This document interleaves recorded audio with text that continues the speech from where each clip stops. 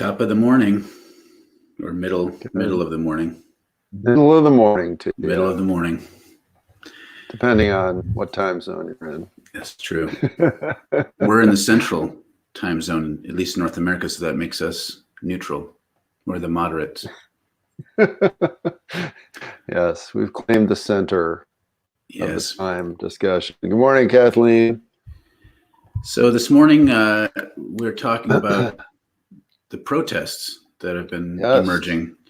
And not just, there's a little bit of a foolishness to them. Well, maybe more than a little bit of a foolishness to them. But we're interested in looking at what this signifies, like where's this coming from, and try to look at it in a way where we seek understanding. And maybe even, we were talking about this before we started, a little bit of compassion, which is hard to do. You were just talking about why it's difficult to even take that posture in some of these discussions. Dan, maybe you can share a little bit. Yeah. Well, right. I mean, when we have this either or thinking, right, and we create the enemy out of our opposition.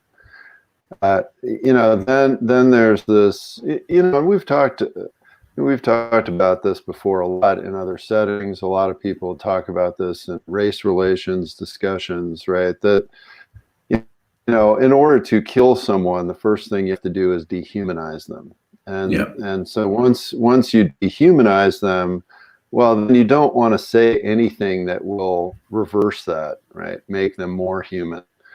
And so whether it's, and this happens in all kinds of ways and settings, right? So you don't want to say political opponent even has one good idea, because then maybe you're endorsing them.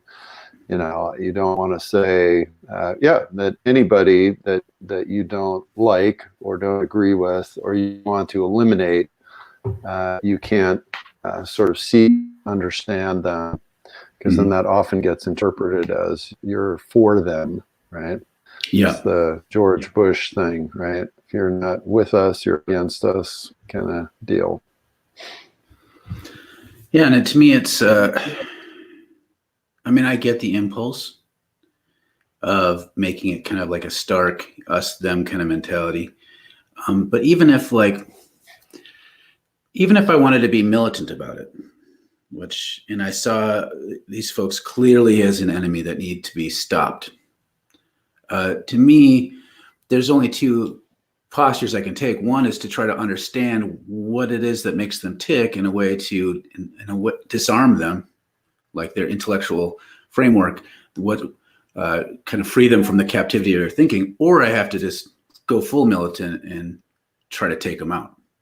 So this idea of just silencing a group of people and trying to contain them, that doesn't really, maybe this is overstating, but it doesn't seem really like an effective strategy unless you're willing to go full dehumanization or full justification for just wiping them out. Yeah. Well, and for me, Jesus being my main spiritual teacher, if I'm going to take seriously on some level his comment to love your enemies, which I don't think that the majority of Christians ever even try to take seriously, then there has to be some type of engagement, even thoughtfully at a distance, or it seems minimally thoughtfully at a distance, to take that teaching seriously. And so I think that that's very important. So for me, there are two things that go on in my mind when I see these protests, and one of them I wrote about this morning in terms of this notion of individual liberty. Is that we as Americans are kind of brainwashed into this particular notion of individual liberty from the time that we're very, very small. That's right. And that is, I would say, one of the most powerful corporate narratives that we have in America, right? That I can do whatever I want, and that liberty is the paramount thing, that And so, yeah, so, for lots of people, the idea that I have to be cooped up or I have to limit my life, and it can't be my choice to go out and get a haircut and get sick and do whatever, that really flies in the face of that narrative. And there's this, it's really triggers that. Guess what I got working in the background, Dan? I got the PowerPoint thing working. So he's got it working. Yeah, Mark is our tech guru, so he's going to show some pictures. Yeah, so I figured we could just look at these pictures together, and we've all seen these, but I think it kind of illustrates some of the points that we're talking about. So here we have that face mask you were duped into wearing symbolizes you're loosing your freedom of speech. Government is the only non-essential business. There's so many things, I don't want to get too much into this, but clearly this is this idea that government is against us. Mm-hmm. Of course, this is the sort of picture, I'm going to go there, that liberals love to share because there's a typo, there's a misspelling in there, and it underscores this idea that people who engage in this stuff are stupid, right? Which I go off about all the time. I just don't. It's not that I'm sympathetic to whatever dude face is driving this truck, but going into grammar or spelling is kind of classist and ableist for me. But it is funny at the same time. And for me, as somebody who cannot spell, especially misspells loose and lose all the time, I always just find that hilarious. I mean, my whole family knows that like comedy night at my house is playing Scrabble with me because I can't spell. So, yeah. Have you ever considered the fact that maybe you're just a right winger? Maybe that's what it is. I have not considered that. Okay. Here's another picture. And so this gets into like why it's, if you're going to a protest, there's a lot of people like with this very Hitlerian sort of image of Herr Leader. I understand why you would want to psychologically distance yourself from that group of people by saying, oh, those people are a bunch of idiots. Right? Because this is pretty black and white foolish kind of imagery. Another thing, like there's anti-sciencism with this. Stop the madness. It is just a cold virus. Right. And the shutdown for the good of us all. Clearly that person doesn't go to protest much because that's the kind of sign you can't see from a distance very well. So pro tip. Right. Pro tip. Protest pro tip. And one last thing. This one's from St. Paul. I found it fascinating. So facts, not fear. So this employing of like somehow they've got facts on their side. But if you look at this picture here, this guy wearing the sweatshirt with militia, metal militia, that's a clothing line that's got ties with the alt-right. Most of their they have like their brands have the SS symbol for S's.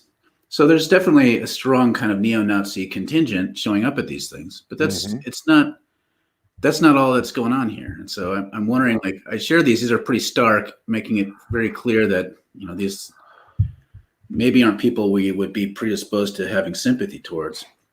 But to me, it's fascinating to talk about, like, I'm tapping into that sort of mentality and where it might be coming from and some of the ways that it's actually worth trying to understand and maybe even having empathy and compassion towards, which I'm sure there's people watching who are not on that page.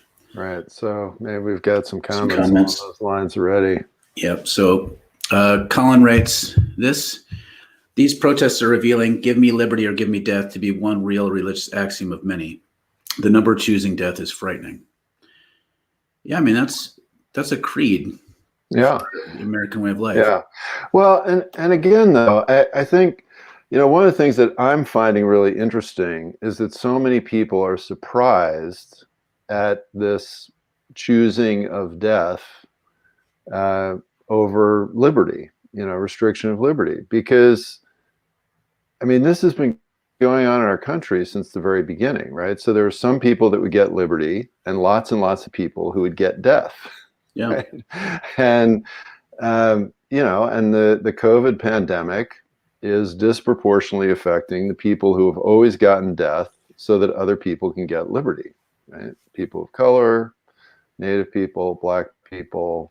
And there are plenty of people in American history, right? Those that headed off into the, quote, frontier, who died, right? And for them, being able to do that was preferable over, being stuck in England and having to be Anglican instead of being, Baptist. And that's what they wanted to do. So, I mean, this is nothing new. This notion that a bunch of people are going to die so that I can do what I want. I mean, that's very American. That's where the disconnect kind of comes in, because if these folks were going to a protest and they had a high chance of getting it and dying, I'd be like, have at it. That's your right. But the idea that they're not really thinking about how it puts other people at risk. It's like the anti-vaxxer folks. Mm-hmm. It's not just about individual liberty, because it affects the collective. Mm-hmm. And this is part of the mentality. And it's like, you can call that selfish, but I don't think it's, some people just are not really, they don't have a framework or a set of myths that actually make sense of collective decision making. Well, right. Well, yeah. I mean, but that's to me the thing about this ethos. What this creates is that it is intentionally always undermining the collective. Mm-hmm. And it's also excluding a whole bunch of people from the collective. I mean, when Patrick Henry said, "Give me liberty or give me death," he was not thinking about freeing the slaves, right? I mean, that was not on his mind at that point. Yeah, he didn't say give them liberty or give me death. That would have been maybe an ennobling Jesus-like kind of thing. Yeah. So again, this idea that I have liberty and other people who are part of my society are going to die so that I can have an economic system with liberty. This is basic American stuff. And a lot of those people, if you got in their face and said, well, hey, don't you care about the nurses or the doctors or whatever who might die because the hospitals get flooded? I can tell you that a lot of those people will say to you in a very sincere way, well, they chose that job. So if they don't like that, they just quit that job. Yeah, they can do something else. I'm not making them do the work. It's a free country where the sum total of our individual decisions. Yep. And this is a land of opportunity where none really experience oppression anymore. Yeah. And those are all things I hear fairly regularly. And on paper, that's how it's set up, theoretically. Like that's the narrative we tell. And this just gets to the other piece of it, this anti-science piece. And I have sympathies towards this from the angle of, I remember what it was like to think that way. And I'm also kind of an anarchist. So I understand this idea of like not trusting official statements that come from the government. Mm-hmm. Right? And so it's this conversation among, like, I've seen in anarchist Facebook groups, most folks, because anarchists tend to not be anti-science, think, well, we're not going along with this because of the government. We're going along with this because it's good science. But a lot of people, if they don't really understand the science and they have distrust for the government, some of it which is earned, like they shouldn't trust the government in some ways. They're like, why am I going to listen to you now? Should I pop in some more of these comments? Yeah, Kathleen's got a great comment. Yeah, let's do that. As children, we are taught the concept of liberty. Yet I discovered that when I did not want to participate in things like pep rallies and proms, I was ostracized. There's a conformity to this nonconformity. Right. And, that's a great observation and noticing. And what I think that gets at, right, is the fact that actually we are social creatures, right? And so there is a social context. And one of the ways that we see that is when we try to be nonconformist. And then suddenly we see where these boundaries are. But it's like we don't want to admit it up front. Right. Ellen's concepts. They chose that job as one of BLM's responses to Blue Lives Matter, right? It's a little thing, because that's I'm not exactly sure entirely what angle you're getting at this from. Yeah, but it is interesting that this didn't, like, right wingers don't say, well, when police die in the line of duty, they chose a job, so we shouldn't care. It's interesting how there's a double standard that comes with this. All right. I'm going to jump down to this one because it's interesting, and I'm going to push back a little bit on. To me, this seems like a mental health issue. I don't like going there because technically, I am more mentally unhealthy now than I was when I was a conservative who did not have strong mental health issues presenting. Yeah. So to me, like, you can be all kinds. I have tons of mentally ill friends who it's not like they're more predisposed towards this. And I do think they have malformed thinking. They didn't develop properly in certain moral frameworks. We can talk about that way, but mental health. Yeah. See, I wouldn't even say that. I think that, again, we're all formed by these narratives, right? And we've come up against this again and again and again in our conversations. And, this is a set of narratives and a set of habitual patterns that people are living by. It's a worldview. And I think it becomes actually very dangerous to start labeling worldviews as mental illness, because that then everybody's mentally ill. I mean, that's another way of sort of looking at it in a sense, right? And and that's what the spiritual life talks about, is that the ego self is in a way a sort of mental illness. I mean, it's a view of reality that is skewed in certain ways. Now, the other side of this that I want to get to, right, is that a number of these folks are people whose livelihoods have been destroyed by our approach to this, and they're pissed. And I'm actually extremely sympathetic to that because, honestly, the way that the Western world has gone about dealing with this pandemic has been very one-sided and narrow-focused, and has not taken into account people's social and emotional health at all. And, I mean, I predicted from day one when we went into isolation that this was going to happen because, people can't take it. When you look at some of the other ways of trying to deal with this pandemic that particularly have happened in East Asia, of trying to preserve, or Sweden is another really fascinating example we could spend a lot of time with, trying to preserve people's social and emotional health while also dealing with their physical health. Those to me are far better approaches. And and to me it's interesting, and there's a lot of comments I want to jump in here, but I want to say something quickly. I don't trust the government much at all. The difference between me and these folks who are protesting is the operative narratives out of which I live my life. So I don't have a strong distrust of science. I'm educated enough to read scientific journals, which helps a little bit, but it's mostly like kind of my BS meter is wired a little differently, even though I also call bullshit a lot. But the thing that underneath the anger, I think, is legitimate because we know who's going to end up better off after this is all said and done. Right. The very powerful, the rich, like government is going to have more power after this. That's true. Large businesses are going to somehow find a way to stay afloat or make money. The billionaires are going to be okay. It's regular folks. Even upper middle class folks will probably be hit. Middle class folks, lower class folks, like they're all going to be hit. And so it's okay to be angry and push against the government. It's just their operative narrative, like of science denial and stuff, and myopia gets in the way.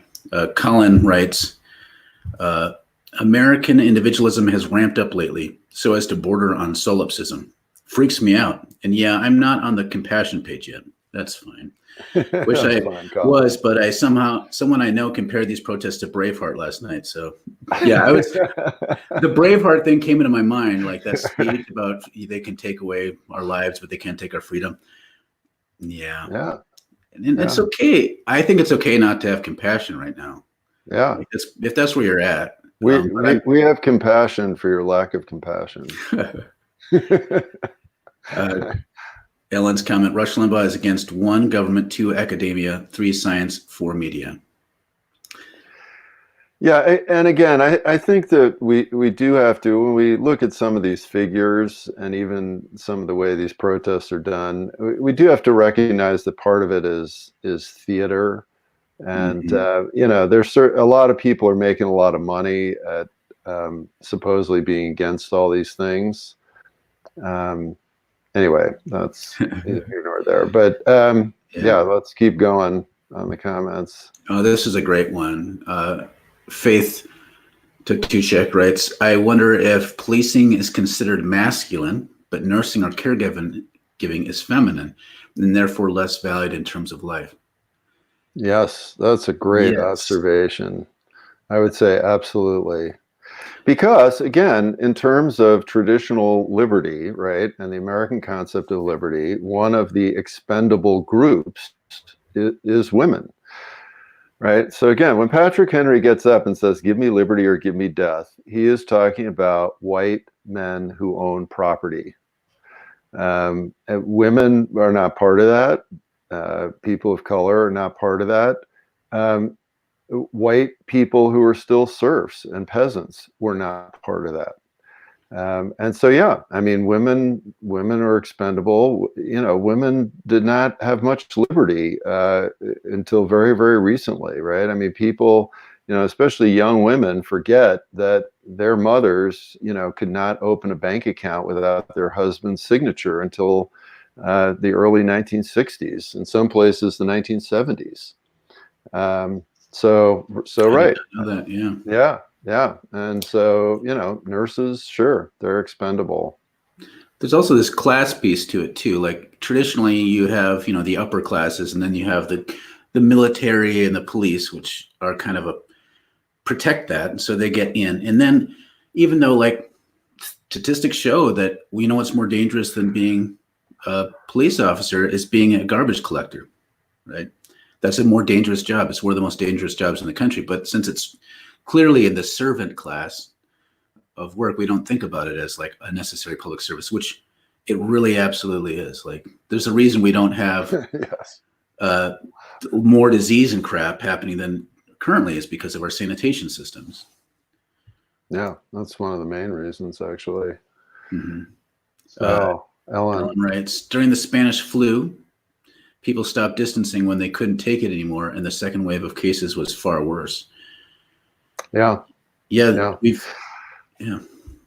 that chart floating around that I asked you about, Dan, like, because I wanted to fact check, but it's basically there's a spike, it goes down, and then it spikes up by another 50% higher on the second wave. Yeah, and again, I mean, that's why this idea of we either totally social distance and hide out, or we hang out together in an unprotected way. Like if those are your only two options, those are both problematic for different sets of reasons, but they're both highly problematic. You know, and that's why this sort of third public health integrated way is really what ideally we should be pursuing, that we're really not.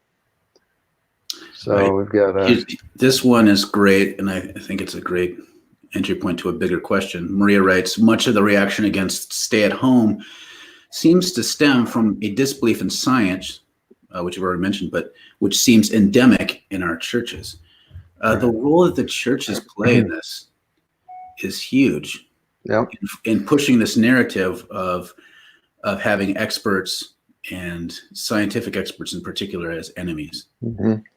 Well, and again, historically speaking, right, the church in America has always been a part of all of these very negative things, right? I mean, so in the early 1600s, when the legislation that created the concept of whiteness was written in the Virginia colony, one of the requirements was that that legislation be read every Sunday in all the churches throughout the colony as a way of indoctrinating people into this notion of whiteness and the superiority of white people.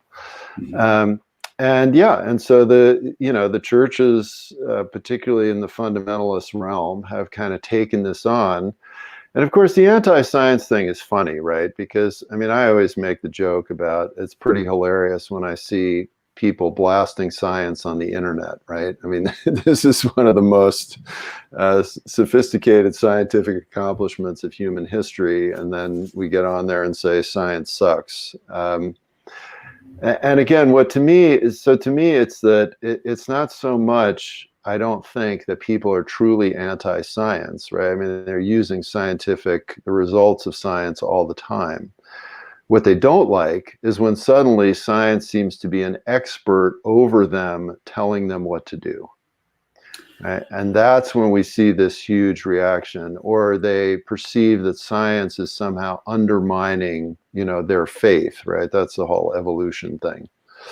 And then suddenly these experts become a threat. And that's a fascinating thing. Like, to me, I want to acknowledge the anti-authoritarian impulse in that. It reminds me of this book. I can't remember what the title of it was, but it's by Bruce Levine. He writes about zombification. But he was he was working as a therapist with middle and high school students. They get referred to him, and he's diagnosing a lot of these kids with oppositional defiance, right? And so there's a standard, that's pathologizing their way of engaging the world. And he started feeling unsettled with that. And he said, well, maybe that impulse is good, but they don't have a way of understanding who they should be upset at. So they're internalizing all this stuff, and they're putting it all on their teachers and parents. And so what if I gave them some analysis? So he got political with it, and he started helping them understand what was causing them upset. And they radicalized politically. They gained an analysis to figure out who they should be upset with.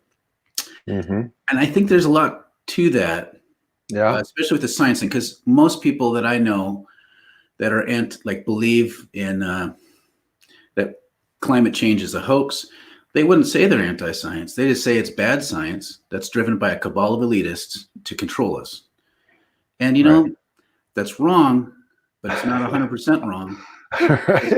Because leaders use all kinds of things against us, and their governments, like Trump, is using this pandemic to shore up his authority. So the idea of being suspicious of government isn't entirely off base. It's just, how do we develop stories and narratives and ways of understanding that resist authoritarianism, but also don't reject science entirely, or the ability to think more deeply about something?